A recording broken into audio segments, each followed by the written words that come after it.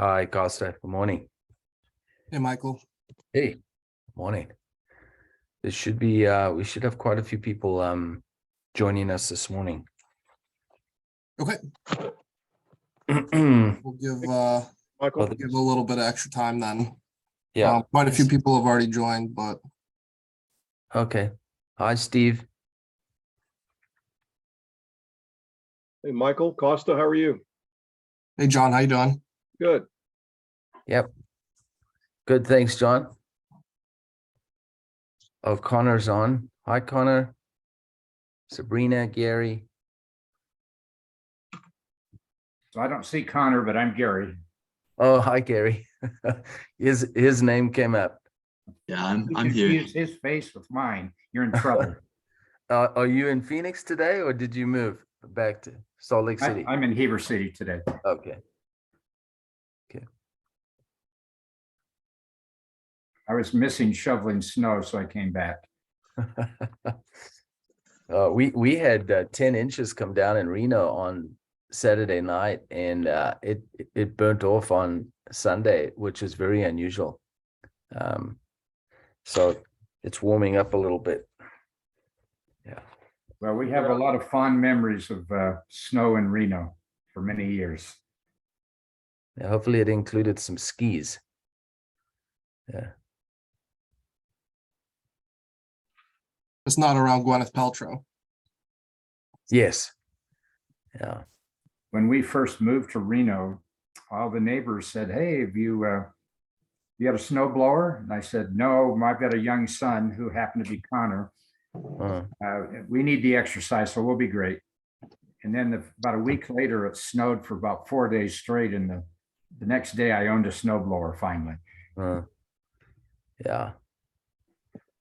Yeah, there's certain areas here get a lot more snow, like Arrow Creek up in the hills. It's I have family that lives up there. It's about 1,000 feet higher than where I live. It's a big difference in how much they get there. Let me just want to check my email. I think Sammy was going to join from Colombia. Let's see. We still have some people coming in. Okay. Probably start in a few minutes. And then I'll just do a little bit lengthier than normal background, and then we can do Q&A. But since we are doing the mini discovery day on Thursday, might as well funnel anybody that wants to be a part of that to that, because it's a more in-depth look. But we'll do 2 more minutes, Michael, and then we'll kick off. Okay. Yeah, great. Thank you. Steve, sorry for any confusion there on how we're going to run the Discovery Day Thursday. You were very efficient booking some tickets, so I'm glad to hear that you can cancel them. Yeah, already done, Michael. Thank you, though. That makes it infinitely easier. Yeah, it should save you some money too.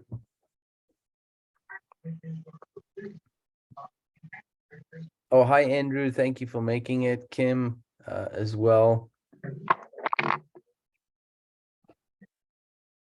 Happy to be here. Good morning, Michael. Hi, Sabrina. Hi. Hi, good morning.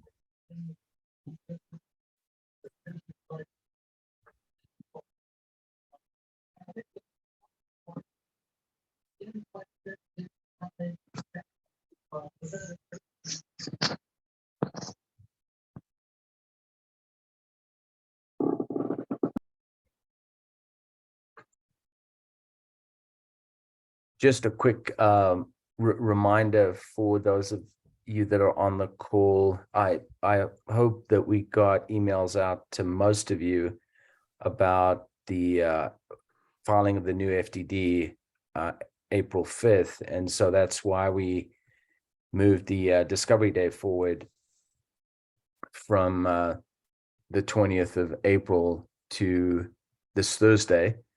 It is going to be an abbreviated format, but we will certainly go through some of the major points and the real estate, the leasing, supply chain, training, etc.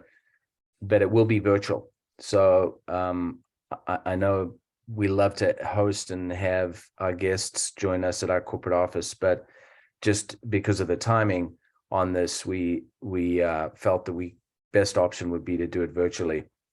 So if any of you do not have the link for the Discovery Day on Thursday and would like to join us, please just let us know in the chat room. You can just leave me a message and I'll make sure that you get that invitation. And again, the time on that is from 11 until 1 Eastern on Thursday. So Michael, I think what I'll actually do is a more abbreviated backstory since we have so many folks. So want to get questions in.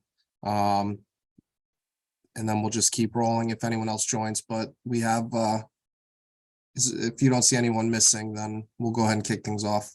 Yep. Let's Well, go. even if you do see people missing, we'll kick things off. Do you have to, are you letting, do you need to let folks in to the call, Costa? Yeah, I have it. I can see it right here. So good. As I Okay. go, so thanks for everybody joining the call. We have been doing these weekly calls for almost 2 years now. When we first started franchising, our first Discovery Day was March of 21. And I did a lot of one-on-one calls at that time, but then the interest in the brand got to the point where we had to do these weekly calls, which actually ended up being more beneficial for us as an organization because the diversity of people coming in from different backgrounds and different experiences really shed some light on ways that we could make this process better. And that's kind of what we've looked for as we've grown this system, is that ability to bring in people from different aspects of life to see a way that we haven't seen before. And we largely believe that's what franchising is kind of a laboratory of innovation, and we take our franchisees' opinions very seriously. But to get into the actual model and what drew the attention in the first place, I'll just start with this. We're an oil change only model, and that's really our North Star. That's what everything falls in behind, is being an oil change only model.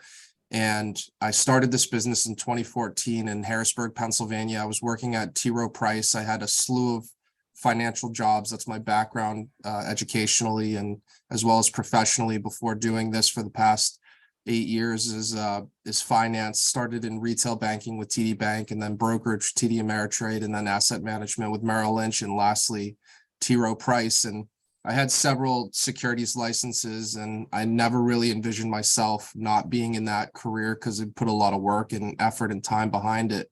But I've always been entrepreneurial, so I was looking to find a business that I felt would allow me to continue that career while simultaneously scratching that entrepreneurial itch. And so for me, I was looking at businesses that I felt were skilled manager centric, but not skilled manager centric, meaning that we're not going to be beholden to any one employee. We're not going to be held hostage by not having someone there to be able to operate the business. And so it was important to me to find a business model where, what does that business do on the days when management is off? And so we looked at, I looked at a bunch of different concepts and kept coming back to the Quick Lube because it was a quasi utility to me. The function of an oil change is, it's not a utility in the same way you pay your electric bill, but everybody who's on the road that's not driving a Tesla needs a oil change, and it's recurring, and it's very consistent and very predictable. And so outside of that ramp up period of building up the business, once you've established your business, it becomes a very predictable business. And that was appealing to me. There's no cold selling selling involved, no cold calling, with the maybe exception of trying to seek out fleet accounts. But other than that, this business worked really well for what I was trying to achieve at the time. It was really 6 months in when I believe it was 6 months into owning the business in Harrisburg when I jumped into it full time. And I spent a lot of time at my desk at T. Rowe Price trying to reverse engineer the problems in our industry. And so at the time, Yelp was really relevant. I'd sit at my desk at T. Rowe and kind of read reviews and just kind of figure out, okay, where is this industry going wrong? Where can it be improved? And a lot of the feedback was around hard selling, high pressure upsells, and then also services that the customer didn't want. I'm coming in for just an oil change. That's all I want. That's all I need. And because of that, I put an emphasis on storytelling around selling people their time back. And so the huge narrative for the business became, we're a convenience play. We can ask a premium for our service because we're a convenience play. I took that model and opened up a second location in Dillsburg, Pennsylvania, which is a town of 2,000 or so people at the time. I think it's almost 6,000 now. It's actually a pretty fast growing town, but Dillsburg kind of validated the model for us. And then our third location was in Chicago suburbs, Mount Prospect, Illinois. And that really validated the model because it was 800 miles away from where I live, which is outside of Gettysburg. And for me, that really ingrained in the DNA of the business, that semi-absentee model where we really relied on third parties. We relied on third-party resources, third-party software, third-party vendors to make sure that business ran well. And so that launched us into our fourth location in Pittsburgh, our fifth location in Youngstown. And then around the 10th location is when we started looking into what's the best way to scale this model. It clearly works. It's clearly something the consumer wants.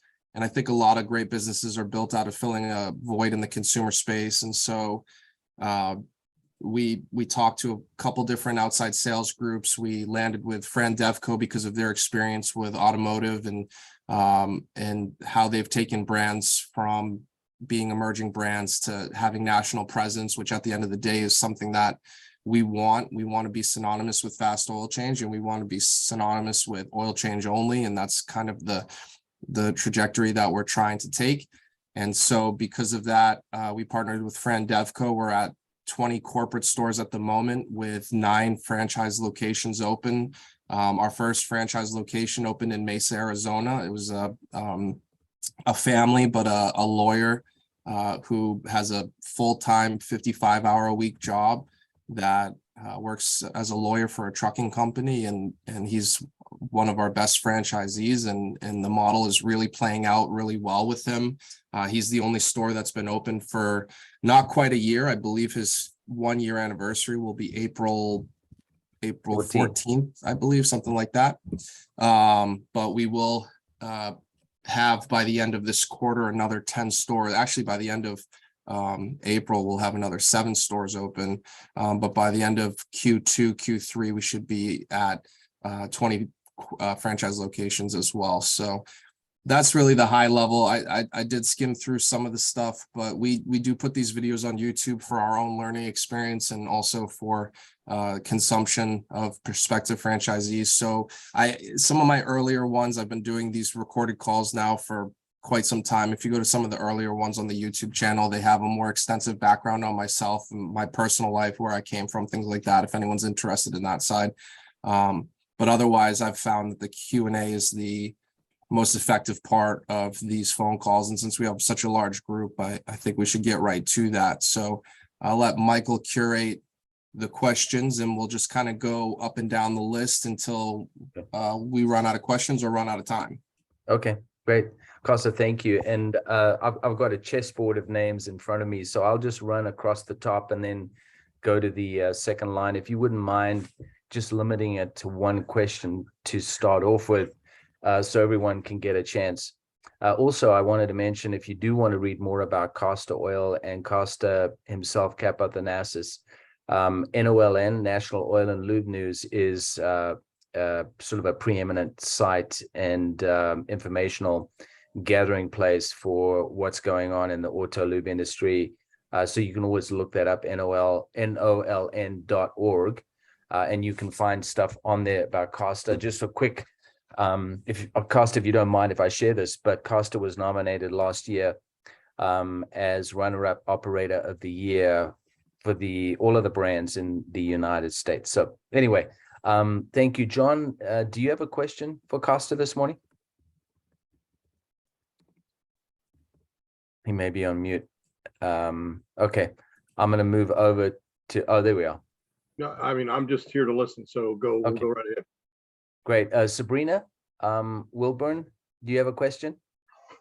Yeah, just a quick question. I'm from Atlanta, Georgia. Have you started any franchising in the Atlanta, Georgia area?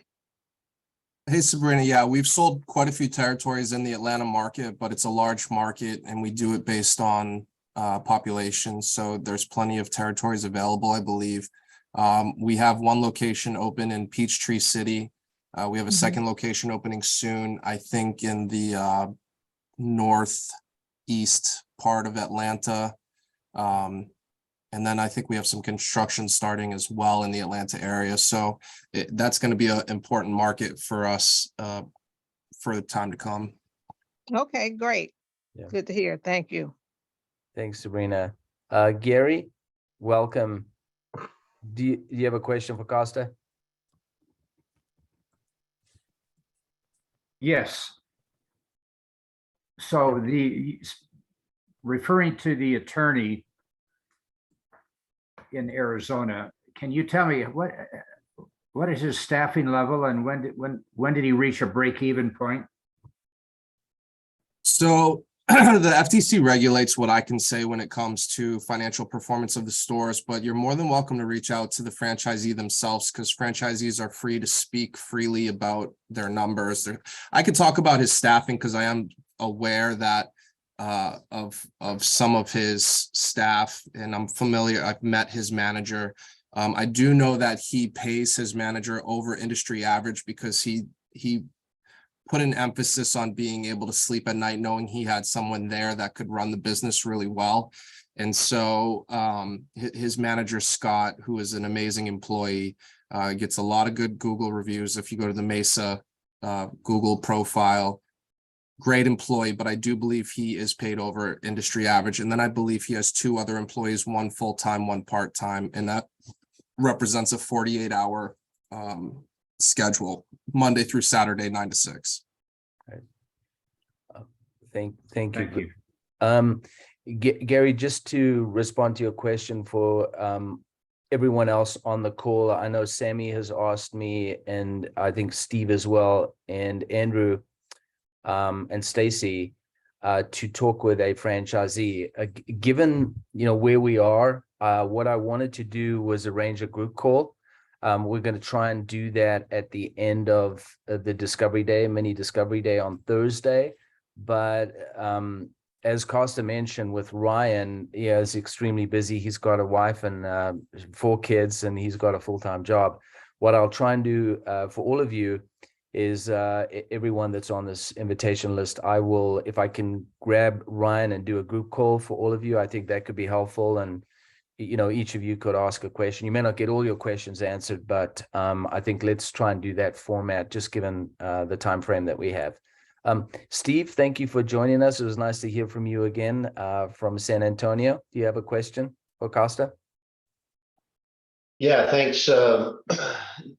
My question is probably two-part, if you would. How many territories have you now sold, Costa, nationwide? In other words, what's in the queue? And what's the typical lead time from initiation to grand opening of a location or a territory in the queue today? Yeah, so that's a good question, Steve. We've sold over 150 territories. We might actually even be over 160 at this point. to about 60 or so franchisees. So most are multi-unit operators. For some of the single unit franchisees, it's a little bit of a different timeline than the multi-unit people, because typically the single unit franchisees, especially if they've never owned a business before, they might have a little analysis paralysis when it comes to finding that first location. But really, your question comes down to what type of facility are we going into? Are we going into a conversion of an existing quick lube? Are we going into a conversion of a car wash? Or are we going into a completely new build? And so when it comes to new builds, the timing is going to be a variable based on several things. One, it's going to be based on the site selection part of the process, right? So in Frisco, Texas, where every landowner thinks the next phone call is coming from Jerry Jones, they might be, reluctant to give up some space that otherwise has been vacant for plenty of time. Or one of our first constructions that has been completed in St. Albans, West Virginia, where you can buy a plot of land for between $25,000 and $100,000, that timeline might be a little bit easier. And then also, after site selection, you have to deal with the actual permitting process. So to use St. Albans, for example, I called the phone number, the generic phone number on the county website, and the person who picked up just happened to be the person who makes decisions on zoning. And so that person probably has a lot more latitude than in a place like maybe Los Angeles, where you're going to be dealing with a lot of bureaucracy, and it might take a little bit more time to get from to open. Now, for the Pierces, it was an existing Jiffy Lube building, and their time to get open was less than 9 months. And it was basically, let's retrofit the building, let's order the initial inventory, let's order the equipment, and let's get a C of O, which is just a certificate of occupancy.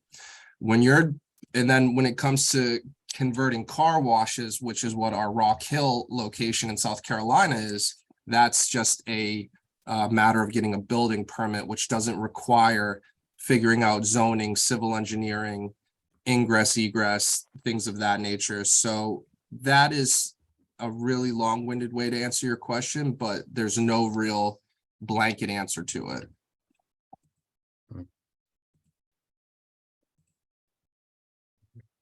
Thank you. Connor, good morning. Thanks for joining us. Do you have a question for Costa? Yeah. Actually, maybe just a follow-up question with Arizona. How many bays are in that Arizona location? Mesa is a 2-bay facility, and the 2-bay. vast majority of our facilities will be 2 bays. All of our construction will be 2 bays, with the exception of a handful of single bay units. And if we do get a 3-bay unit, we're going to typically carve out that 3rd bay for either storage, inventory, or employee parking. We don't want to utilize 3 bays. Got it. Josh, good morning. Do you have a question for Costa? Just give him a sec, he may be on mute. Okay, we'll come back. Oh, Josh, are you off? There we go. Am I off mute? Yes, there we go. Yep. No, I think I'm okay. I'm just listening. If I have something at the end, maybe I'll butt in. Okay. Thank you. Hey, Michael, this is John. I wanted to just quickly say something about a comment about how long does it take. I've done several new construction builds on businesses before, and I would tell you that one of the things that really helps is to be engaged in the process. Even though there's a lot of resources that Costa Oil brings to the table in terms of helping to figure out and navigate through the regulatory and permit process. I personally have had a lot of success by just going down to the permitting office and finding out. And it's just amazing if you go down and put a smile on, because you're dealing with the government bureaucracy. But if you just ask for help, many times you can help yourself navigate through that process, is the point I'm trying to make. I condensed a version once where somebody told me it was going to take 6 weeks to get permits, and I got them in 5 days. So it's just squeaky wheel gets the grease. Yeah, that's a really good point, John. Thank you for bringing that up, because yeah, the planning department, if they see a face, they can put a face to a name, and a visit. It certainly helps a lot. Andrew, I don't know if this is you. I think you were out, but maybe you or Stacy. Yeah, no, it's me. Hi. Yeah, no, I made it back from my appointment. I guess my question is Costa had remarked about how the systems he put in place allowed him to manage that unit from 800 miles away, and I'd like to get a little bit more elaboration on that, and you know what he thought was extremely helpful, or if there's anything that they've changed since then to improve that. Yeah, no, that's a great question, and one that doesn't get asked nearly enough, in my opinion. A lot of people kind of default to asking about electric vehicles and things like that, but I think that's a super important question because, you know, our system allows for that ability to run a store from far away, and a lot of times it's just about oversight. And some of the third-party resources we use, whether it's in the form of record keeping, timekeeping, you know, the obvious ones like motion sensor cameras, inventory systems, you know, we're constantly working to make all of these systems better or replace them outright with better options. But when it comes down to it, you know, for me, it was a leap of faith at that time, because I was probably 26, 27 when we opened the Mount Prospect store. But I remember I had finished reading Ray Kroc's book on McDonald's, and I'm like, okay, if this guy can open up all these stores in the 1950s, you know, and he's driving from Des Plaines, Illinois to, you know, California and opening up stores in Pennsylvania, I'm like, what are my excuses when I have FaceTime and I have, you know, these apps that allow me to know down to the minute how much 0-20 we've sold. And so that kind of helped me take that leap with that store. Communicating with the employees is important. We run a very lean labor model, so we are susceptible to having to close due to call outs.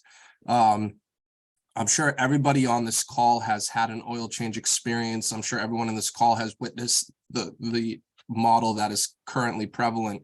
You know, we've all driven by a Jiffy Lube and seen, you know, 10 guys standing around and 2 guys actually doing the work. And so we kind of took that model and said, okay, why do we have so many people? We're not going to hire people just for the sake of keeping the stores open, just so that if someone calls out, there's someone else there. If there's only 2 people required to do, you know, X amount of work, then we're going to run a 2-man crew until we get to certain points. And so these third-party resources, like understanding when volume comes in. So we know that between 10 and 1 at some stores is the busiest time, but in other stores, we know that between 11 and 2 is the busiest time. That also helps us make staffing decisions that allow us to stay lean.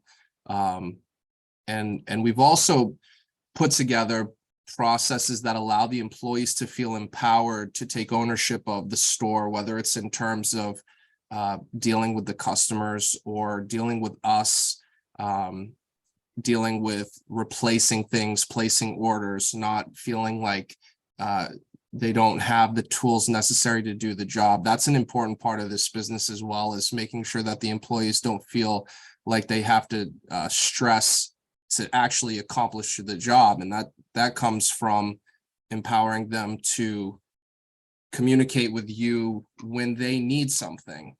And it all ties back to your question of like, how do you operate this from afar? Well, you know, a lot of it comes in trust in your people.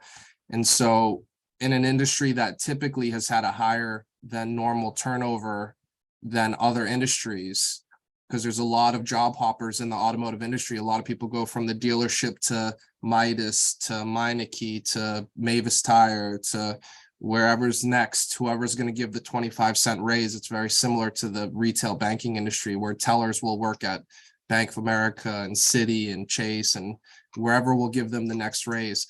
We have had a track record of having longer tenured employees due to the processes that we've put in place and kind of the paint by numbers model that allows these guys to not feel so pressured on a day-to-day basis to sell things, to do unethical behaviors. You know, at the end of the day, basically since 2012, these cars that are being made are the best version of automotive vehicles that history has ever had. There used to be a time when there were bad manufacturers. I remember in high school, my dad always would say, don't get inside a Nissan Sentra, it's a death trap. And that might have been true then. But now you look at the Kias, you look at the Hyundais, you look at these car models and manufacturers that in the past people would, you know, maybe question, but every car that's made right now is a high quality vehicle. And it's just impossible that every car that rolls through your doors needs a secondary service. And so people know that when they're getting their oil change and all they want is an oil change.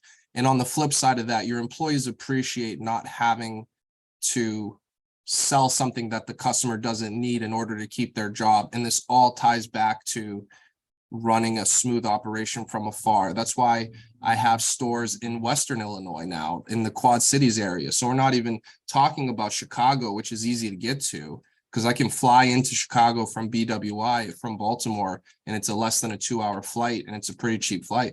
You know, we have stores now in Cleveland. We have stores in outside of Davenport, Iowa, that we are able to manage through functions such as group manager texts, through the systems in place to record the inventory, like I stated. So again, really long-winded answer to your question. Hope that gave a little bit of insight.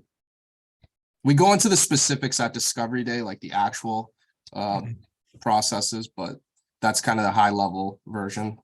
Okay, thank you very much. Yep. Thanks, Costa. Kim, I know you're here to listen as well, but certainly want to give you an opportunity to ask a question. Hey, Michael, I appreciate that. I guess, you know, what Costa said about electric vehicles, you know, kind of the elephant in the room, and the industry. Can we kind of address any concerns about that, or how that could affect this business down the road? Yeah, no. So a lot of people in my space want to put their head in the sand and just pretend it's not happening. And so I'm not one to ever do that. But what I want to focus on is being the leader in our space, because we have a large enough consumer base to have this be a viable model for plenty of time. There's 350 million registered internal combustion engine vehicles on the road right now. And even half of that is larger than a lot of industries. And so we're not so much concerned with, I know, you know, Michael does a lot of research into this, and he loves to talk about the lack of lithium mining and the geopolitical side of it, how we're going to become reliant on places that are not friendly to us, like China.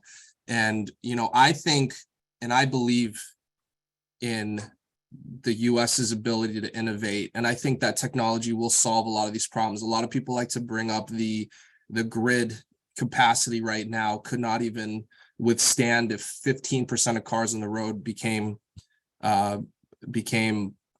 electric vehicles. And I think right now 5% of cars on the road are electric vehicles. And so I think all of those problems get solved by the really, really smart people that come from the American capitalist system. So I'm not too concerned with that stuff. But what I like to look at is the changing demographics. And one thing that is true and will be true for quite some time is the amount of people that are entering the do-it-for-me market. And so in our industry, the customers are typically categorized into do-it-myself and do-it-for-me. And for the longest time, the do-it-myself category, and that might have been, you know, our grandparents, you know, where their owner's manual would have showed them how to change the valve timing on their car. And then owner's manuals today are kind of saying, don't drink battery acid. So we've kind of changed course in how consumer behavior is.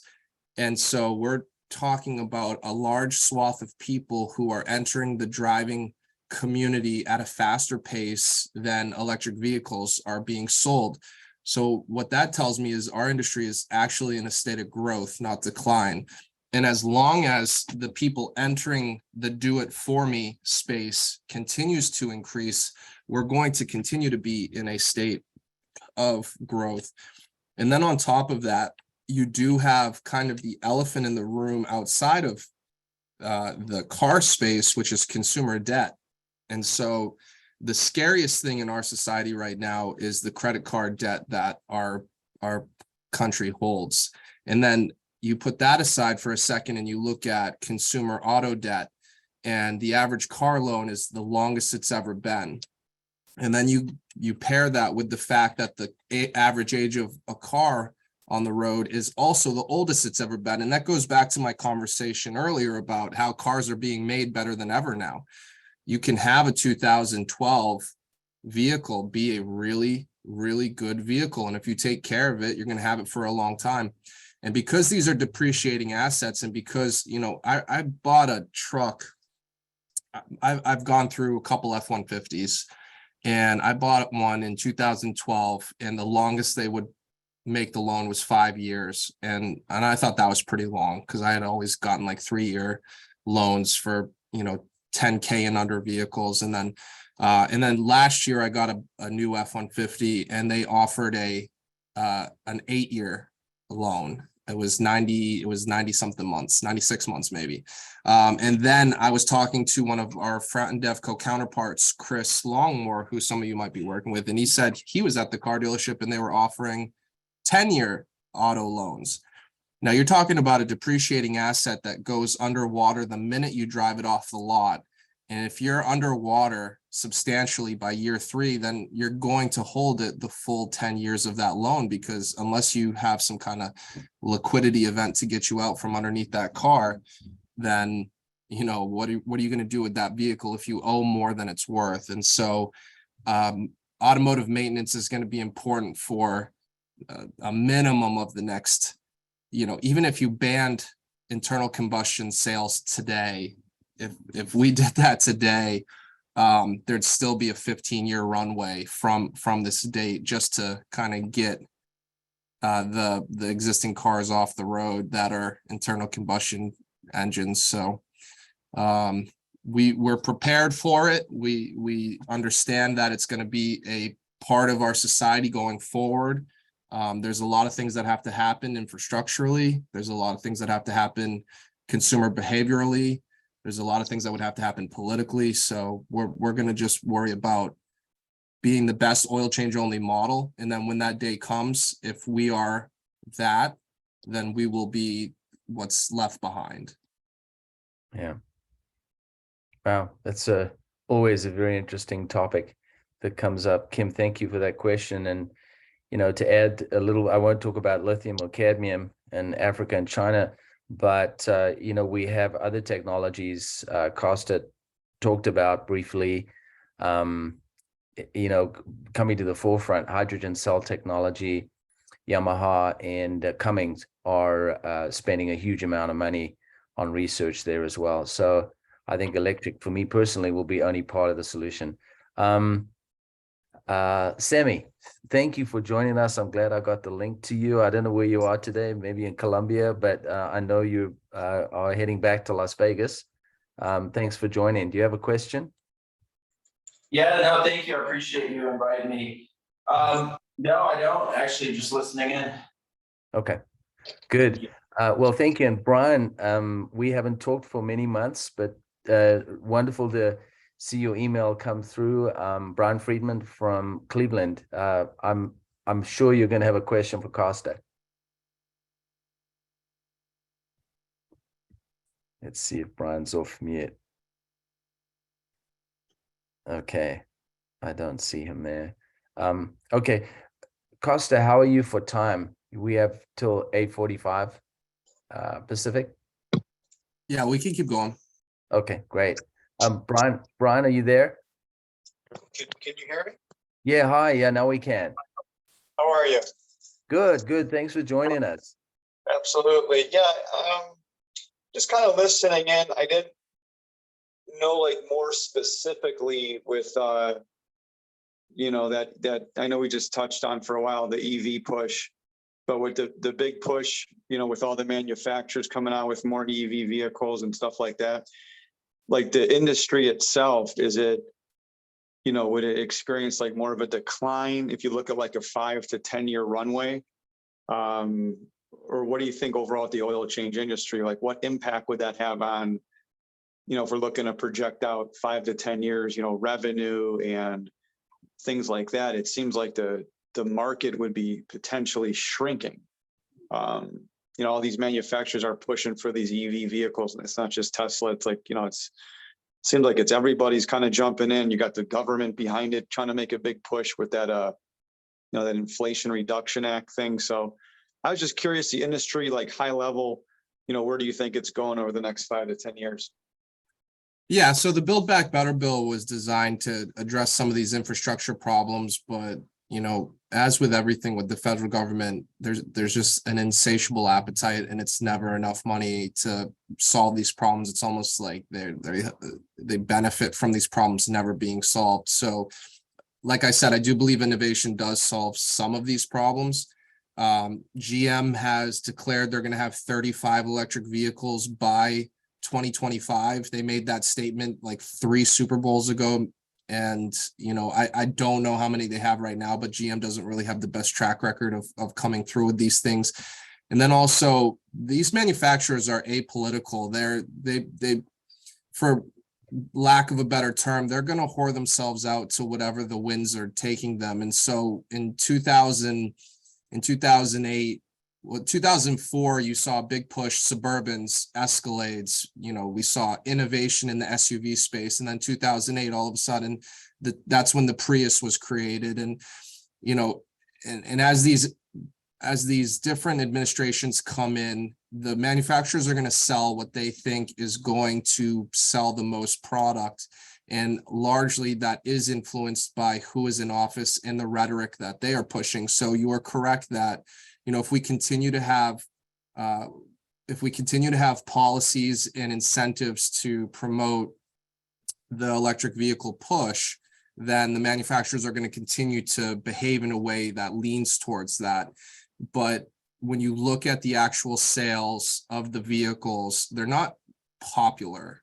There's not a lot of like Tesla is popular, and they are the only one that is popular at the moment. And all the other EVs like the Cadillac and the Audi and the Mercedes EVs, they're kind of out of the price range for your average, normal, everyday consumer. And so you have CEOs of Toyota and Honda talking about how we're going to put a lot of emphasis on hybrids because it's just not feasible at the moment to do an all EV push. And so hybrids still need oil changes, but it'll play itself out, and it'll reveal itself over the long term. I'm seeing a lot more Ioniqs on the road. I'm seeing some of the other electric vehicles, but it's, right now, Elon is his own worst enemy. If I would be more scared if Elon stopped playing with rockets and all this other stuff that he's doing and focused on Tesla, then I think that would be really dangerous, because if his attention was solely on Tesla, I think that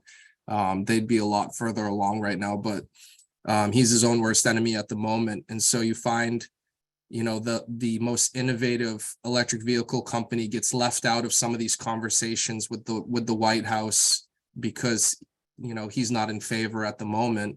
That's kind of counterintuitive to the electric vehicle movement. So I try to stay in my lane, and we're going to focus on making sure that we are winning each market that we go into, because this is a geographically restricted business, meaning that, if you guys went and started a soap sales business and started selling soap on eBay, you could sell a bar of your soap to someone in Alaska, but I can't sell an oil change to someone in Alaska. So it's not scalable outside of the geographic region. 85% of your customers come from within a 3-mile radius.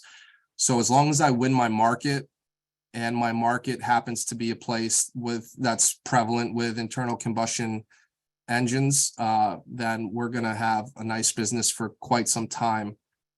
And just like another note on that, to another data point, the registrations are showing that most people who do own a vehicle either own 2 other internal combustion engines as well.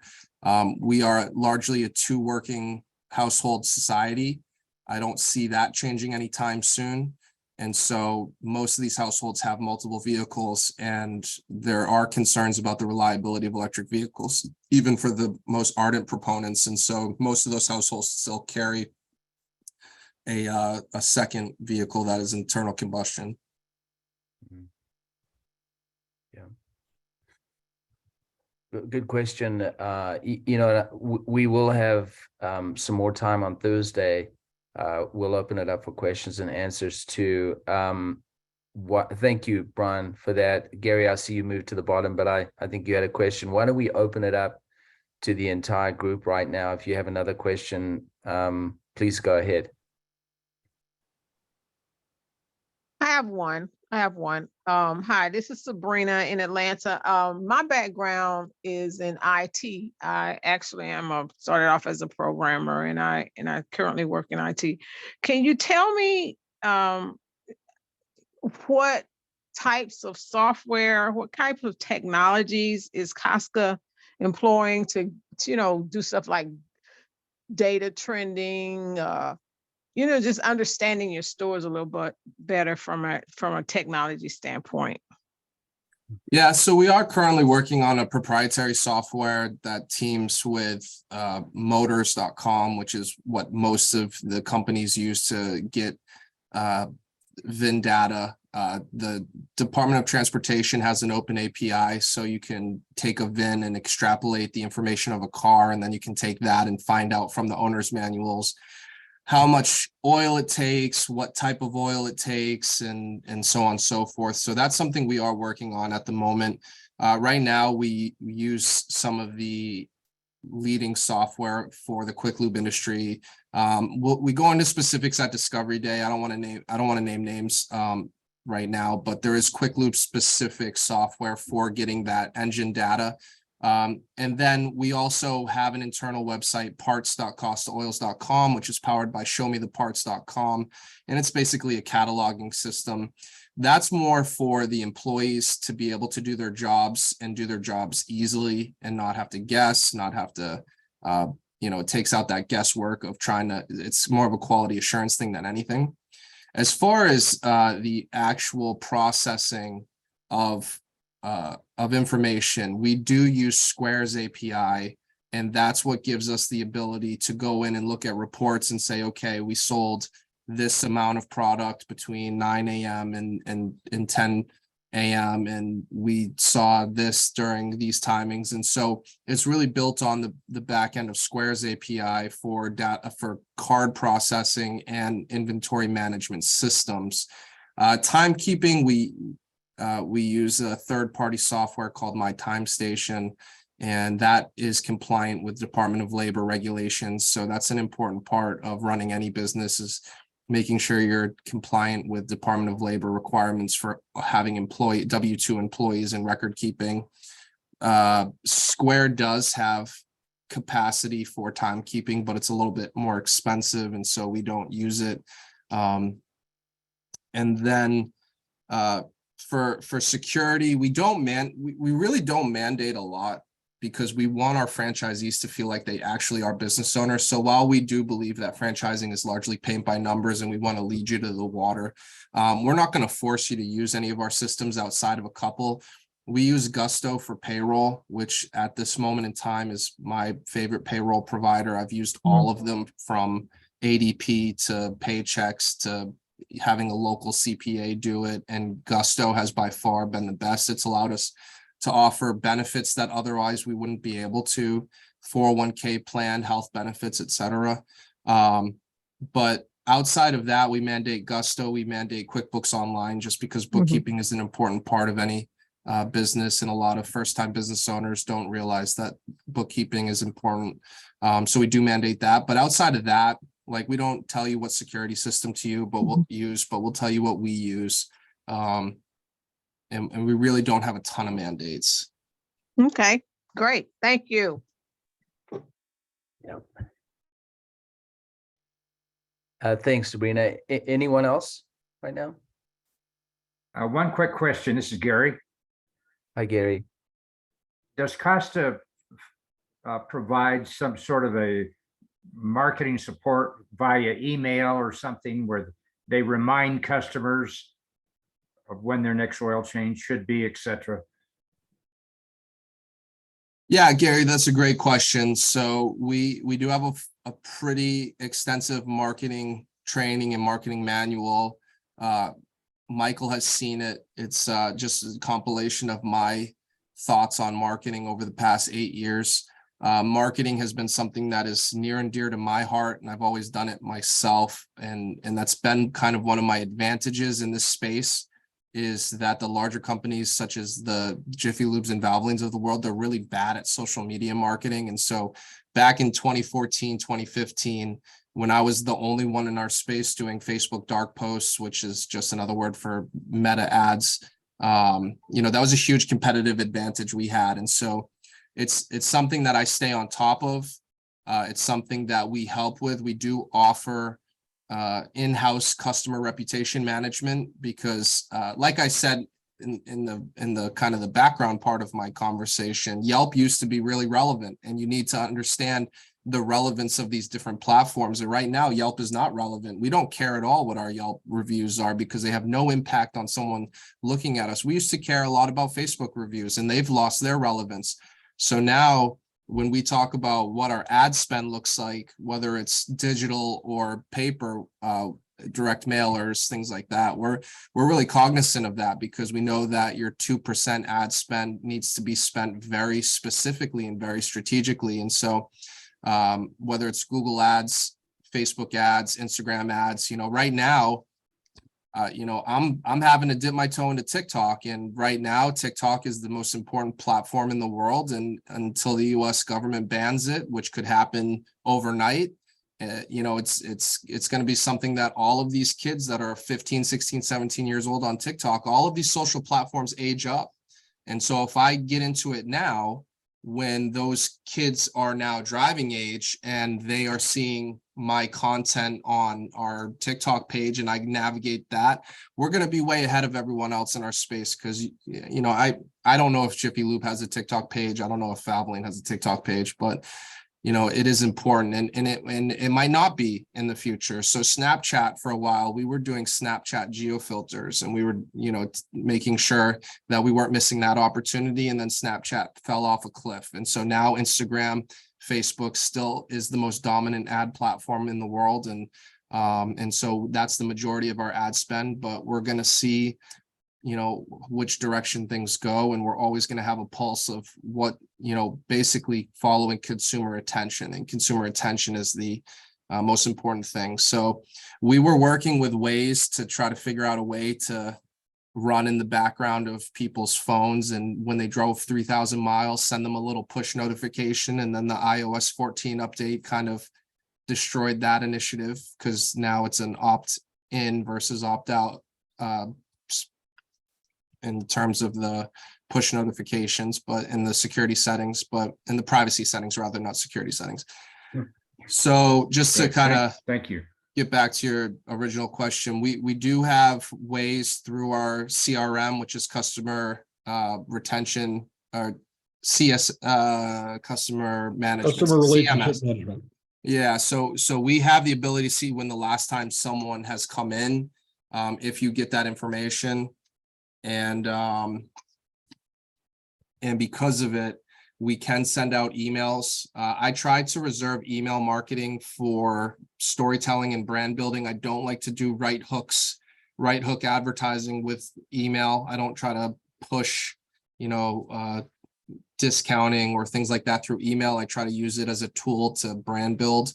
But we do have the ability to see, okay, this person hasn't come in for 6 months. We can send them an email and just, ping them. Why haven't you come in? We probably wouldn't be that direct, but again, those are available options. great, thank you very much. If I can ask another question, this is Andy Martinez. You mentioned geolocation. Have you done any work with my former business? We were able to basically geofence certain locations and then send ads to people who'd been in that location with a certain time frame. Have you done anything like that, or are you looking at anything? Yeah, I mean, that's 99% of what Facebook and Instagram ads are. So, for us, it comes down to everyone's social walls have become a fire hose, and you need to do something to stop the scroll, because the way that everybody goes through their feed now is like this. Mhm. And so so now the creative is more important than ever. It used to be that people used to go through their feed like this, and you could get someone's attention a lot easier with just copy. But now the creative is actually more important than ever, because the first thing you got to do is get them to stop. They got to stop. Okay, now you have their attention. How do we move forward from there? And so, to this day, Facebook and Instagram still penny for penny, pound for pound, still the most important and easiest way to put your brand in front of people. We subscribe to the marketing notion that your brand needs to be seen 8 different ways by someone for it to be engraved in their brains and remembered. And so it is important to do multiple different styles of advertising so that people become familiar with your brand, especially since we are such a geographic restricted business.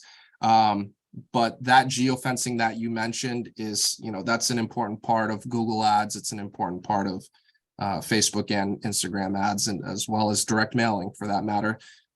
We talk about every door direct mail, EDDM, which is the US Postal Service software that allowed third parties to create their own mechanisms for mailing to mail routes, which is a really efficient way to do direct mailers. In the past, you used to have to buy like a address list and just hope that they're good addresses and just stick on the stamp. Now with EDDM, you can actually target postal routes, and you can be really strategic about where your mailers go out. So there's a lot of options at your fingertips for marketing in terms of getting the message out around where your location is. All right. Thank you. That's very helpful. I have a quick question. When the location first opens and you hire your first manager and your first techs, do you guys as corporate kind of help with that initial training? So we have training every third Thursday of every month, and the franchisee is required to come to training or have their operating manager come to training. We do not do the training of the initial employees. We do offer for a fee one of the corporate operations team members to go out to your grand opening to oversee the grand opening and participate in it. We have helped franchisees, but we do not make hiring decisions. We do not train new employees. If someone quits and you have to replace them, that's not something that we're a part of, because at the end of the day, again, you are a business owner, and there's a double-edged sword to giving a lot of latitude to the franchisees. You sacrifice some kind of oversight when you give as much latitude as we give. But at the end of the day, I think that latitude is what's helped us be successful, both from an employee standpoint and franchisee standpoint. So we have booklets we have a new hire guide, and Michael, you can share that if you'd like. We go over at Discovery Day that kind of goes through the process. If you go through this list of things with a new employee, then they'll be fit with all the tools necessary to do the job. And I think, Costa, to add to that, you've also worked to get as much of the training online in your portal to help franchisees so they don't have an expense sending staff back to the corporate office to be trained. Yeah. So great. Well, I know we're coming up on top of the hour, and I think some of us have another call. So again, Thursday, please join us. We have a 2-hour session. I'll try and either have Ryan on at the end of that call, the franchisee from Phoenix, or we'll do that at a separate time. I know Brandon, who works for Costa, is working on that right now. Costa, thank you for your time today. It was very informative and fun to see so many people on the call from different parts of the United States. Thanks, Michael. Thank you, everybody. Have a good one. Thank you very much. Okay. Thank you.